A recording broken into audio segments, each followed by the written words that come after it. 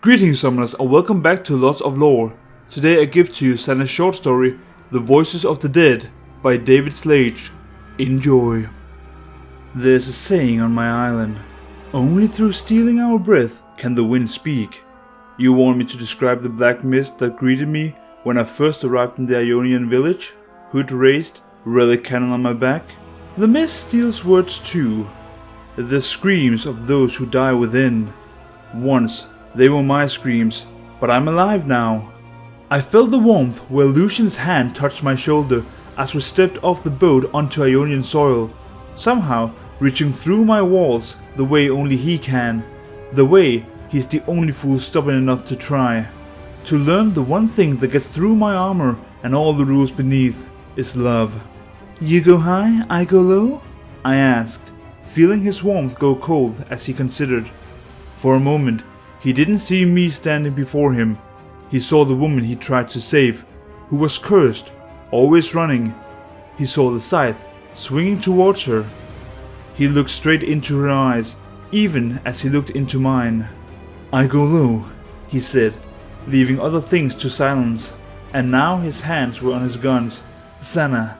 His voice broke with the weight of the memory. It's okay, I said softly. I could remember the woman too. On the horizon, darkness swirled, casting even darker shadows onto a village, carved into stone, dolged by heavy rain, and worse. Somewhere in that darkness was light, another sentinel who'd called us here. I'd had to fight my way to it. The path of the mountain to the village was nearly worn away by centuries of storms, washing away everything but the toughest cracks, if that's the right damn word.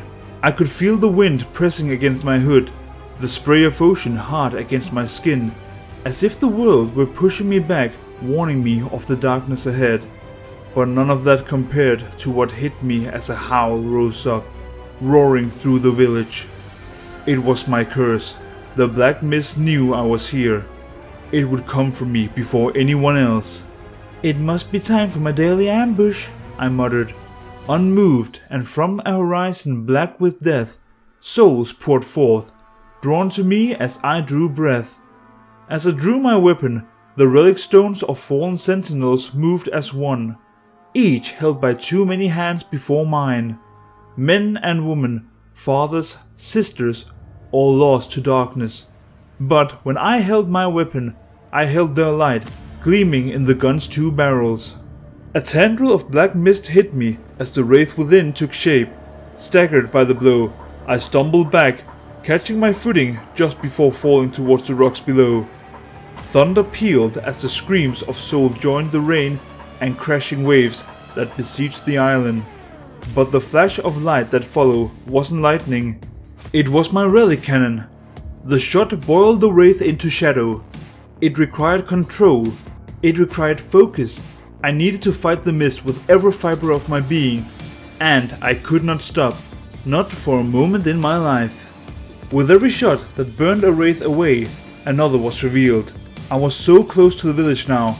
I could see new wraiths rising, sent spiraling towards me, into blessed light. Annabelle, are you there? I called out. I met him only once, when Urias brought me to a meeting of sentinels. It was rare for sentinels to gather, but something had frightened Urias that had made him call them all together. He never told me what it was, but I could tell by the way the others looked at me. It hurt more when they didn't know, when they tried to get past my armor, only to find the reason it was there. Still firing, I advanced further into the village. The wraiths moved fast, swooping into buildings nearly as old as the island itself, carved from the same stone. But there was an order in the chaos. The wraiths were circling above. They wanted something. Not just life, not just souls, not just me. Annabelle! I called again, barely hearing myself over the storm. Over here! Hurry! A panicked voice responded. It was the voice of a girl, and her light joined mine in the darkness. Annabelle's apprentice, Dawon. She stood above a crumbled body, two figures in the dark. The light of Annabelle's relic stone glowed dull on her face, concentration clear on her brows as she defended her fallen mentor.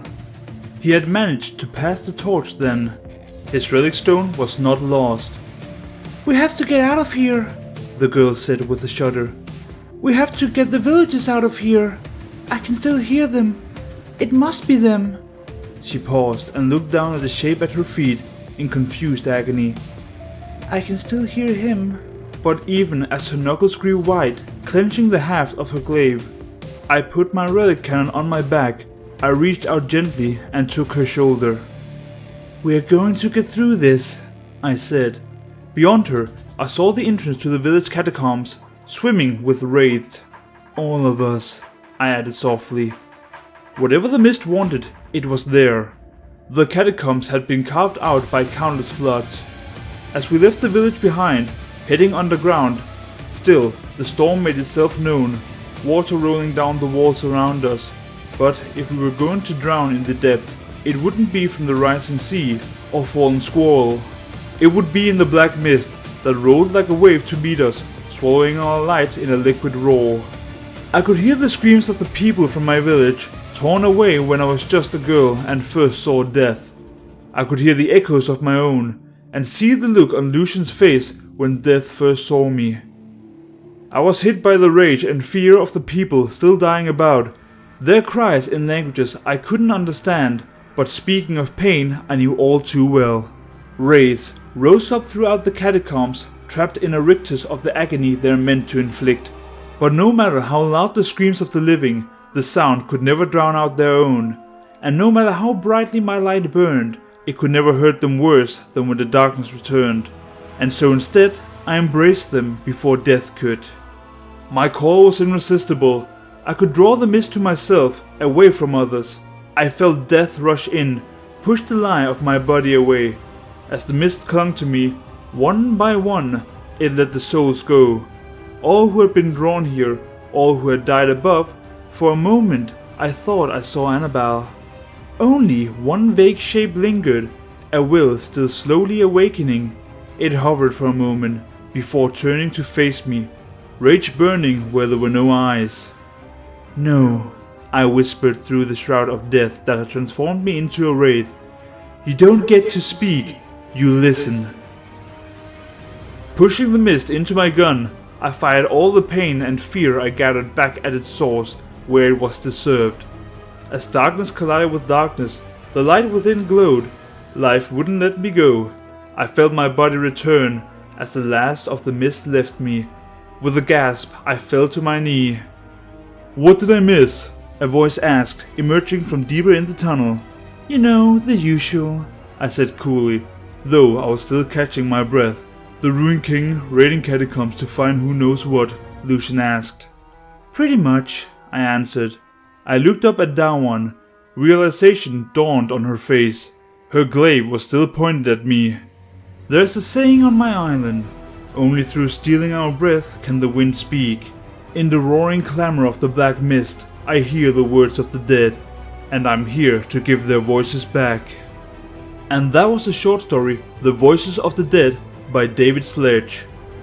Now, as I said in the end words of my Senna'S bio video, I said the Ruined King is most likely looking for something that can bring the ruination to the entirety of Runeterra. And now we know the Ruined King is searching for something in the catacombs around Runeterra, maybe an artifact that can achieve that. But that's just a theory. Speaking of that, I suggest you go and watch Senna'S bio video and Lucian's Homebound video, since they're both amazing stories that leads up to this point. And of course, if you want more awesome lore in the future, I suggest you subscribe, because I'll be covering all the new lore as fast as I can when it is released. But until next time, enjoy.